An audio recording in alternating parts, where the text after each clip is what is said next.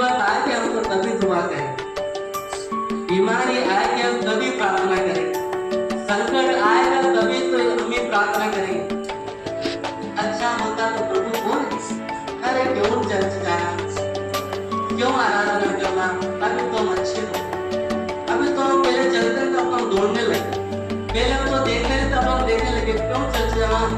अब क्यों आराधना